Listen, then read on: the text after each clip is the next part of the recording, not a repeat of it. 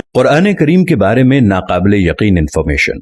कुरान हकीम का दावा है कि इसमें कोई बातिल बात दाखिल नहीं हो सकती, इसलिए कि कुरान हकीम का एक एक हर्फ इतनी जबरदस्त कैलकुलेशन और इस हिसाबो किताब के साथ अपनी जगह पर फिट है कि इसे थोड़ा सा इधर उधर करने से सारी इंफॉर्मेशन दरहम बरहम हो जाती है।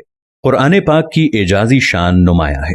इतनी बड़ी किताबें, इतनी बारीक कैलकुलेशन का कोई राइटर तसव्वुर ही नहीं कर सकता।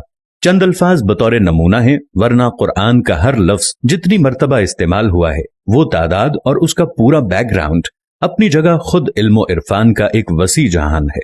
दुनिया का लफ्ज अगर 115 मर्तबा इस्तेमाल हुआ है तो इसके मुकाबिल आखिरत का लफ्ज भी 115 मर्तबा इस्तेमाल हुआ। शयातीनो मलाइका 88 मर्तबा इस्तेमाल हुआ। मौतो हयात 145 मर्तबा इस्तेमाल हुआ है। नफो फसाद 50 दफा इस्तेमाल हुआ है। हजरो फसल 108 दफा इस्तेमाल हुआ। कुफ्रो ईमान 25 मर्तबा इस्तेमाल हुआ है। शहर 12 मर्तबा इस्तेमाल हुआ है, जो कि शहर का मतलब महीना और साल में 12 महीने होते हैं। और यौम का लफ्ज 360 मर्तबा इस्तेमाल हुआ है। इतनी बड़ी किताब में इस अददी मुनासबत का ख्याल रखना किसी भी इंसान मुसन्निफ के बस की बात नहीं है। मगर बात यहीं खत्म नहीं होती। जदीद तरीन रिसर्च के मुताबिक कुरान हकीम के हिफाजती निजाम में 19 के अदद का बड़ा अमल दखल है। इस हैरानकुन दरियाफ्त का सेहरा एक मशरकी डॉक्टर राशिद खलीफा के सर है, जो अमेरिका की एक यूनिवर्सिटी में केमिस्ट्री के प्रोफेसर थे। 1959 में उन्होंने मुकम्मल कुरान पाक कंप्यूटर पर चढ़ाने के बाद कुरान पाक की आयात, उनके अल्फाज और हुरूफ में कोई ताल्लुक तलाश करना शुरू कर दिया। रफ्ता रफ्ता और लोग भी इस रिसर्च में शामिल होते गए, हत्ता कि 1972 में ये एक बाकायदा स्कूल बन गया। रिसर्च का काम जो ही आगे बढ़ा, उन लोगों पर कदम बकदम हैरतों के पहाड़ टूट पड़े। कुरान करीम के अल्फाज और हुरूफ में एक ही जैसी किताब तकदीर नजर आती है, जिसके मुकम्मल इदराक के लिए उस वक्त के बने हुए कंप्यूटर नाकाफी थे। कलामुल्लाह में 19 का हिस्सा सिर्फ सूरह मुदस्सिर में आया है। यहाँ अल्लाह पाक ने फरमाया, दोज़ख पर हमने 19 मुहाफिज फरिश्तों को मुकर्रर कर रखा है। इसमें क्या हिकमत है ये तो रब ही जाने, लेकिन इतना अंदाजा जरूर हो जाता है कि 19 के अदद का ताल्लुक अल्लाह के किसी खास हिफाजती निजाम से है। फिर हर सूरत के आगाज में कुरान मजीद की पहली आयत बिस्मिल्लाह को रखा गया है, गोया कि इसका ताल्लुक भी कुरान की हिफाजत से है, क्योंकि हम देखते हैं बिस्मिल्लाह के कुल हर्फ भी 19 ही हैं। ये देखकर शदीद हैरत होती है कि बिस्मिल्लाह में तरतीब के साथ 4 अल्फाज इस्तेमाल होते हैं। इनके बारे में रिसर्च की तो मालूम हुआ कि ये इस्म पूरे कुरान में 19 मर्तबा इस्तेमाल हुआ है। लफ्ज अर रहमान 57 मर्तबा इस्तेमाल हुआ है, जो कि 19 ज़रब 3 का हासिल है। और लफ्ज अर रहीम 114 मर्तबा इस्तेमाल हुआ है, जो कि 19 ज़रब 6 का हासिल है। और लफ्ज अल्लाह पूरे कुरान में 2699 मर्तबा इस्तेमाल हुआ है, जो कि 19 ज़रब 142 का हासिल है। लेकिन ये एक रहता है जिसका साफ मतलब है कि अल्लाह की जात किसी हिसाब किताबे नहीं है।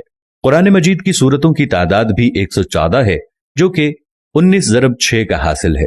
सूरह तौबा के आगाज में बिस्मिल्लाह नाजिल नहीं हुई, लेकिन सूरह नम्ल आयत नंबर 30 मुकम्मल बिस्मिल्लाह नाजिल करके 19 के फार्मूले की तस्दीक कर दी गई है। अगर ऐसा न हो तो इस हिसाब से ये कायदा नहीं बनता।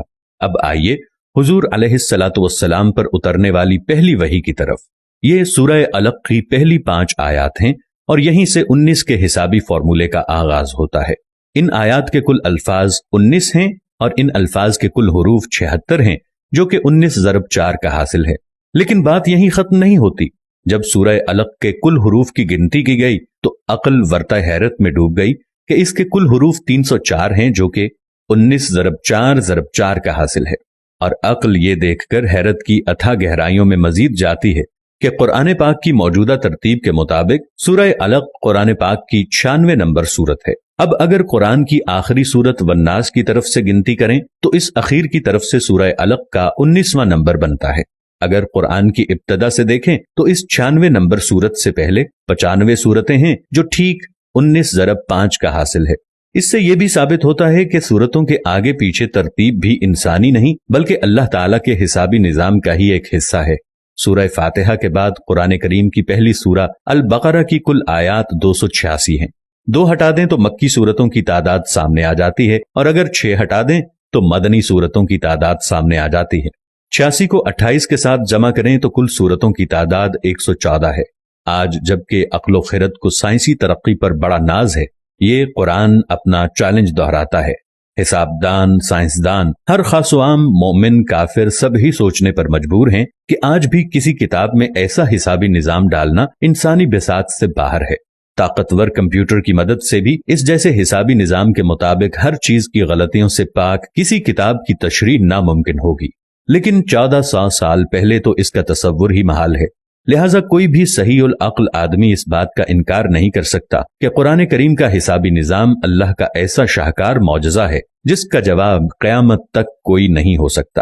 دوستو، چلتے چلتے ہمیشہ کی طرح وہی ایک آخری بات عرض کرتا چلوں کہ اگر کبھی کوئی ویڈیو، قول، واقعہ، کہانی یا تحریر وغیرہ اچھی لگے تو مطالعے کے بعد مزید تھوڑی سی زحمت فرما کر یا دیکھنے کے بعد اپنے دوستوں سے بھی شیئر کر لیا کیجیے۔ یقین کیجیے کہ اس میں بمشکل آپ کا ایک لمحہ صرف ہوگا، لیکن ہو سکتا ہے کہ اس ایک لمحے کی اٹھائی ہوئی تکلیف سے آپ کی شیئر کردہ تحریر یا ویڈیو ہزاروں لوگوں کے لیے سبق آموز ثابت ہو۔ پیارا اسلام کی ٹیم کو اجازت دیجیے، پھر کسی نئے موضوع کے ساتھ حاضر ہوں گے۔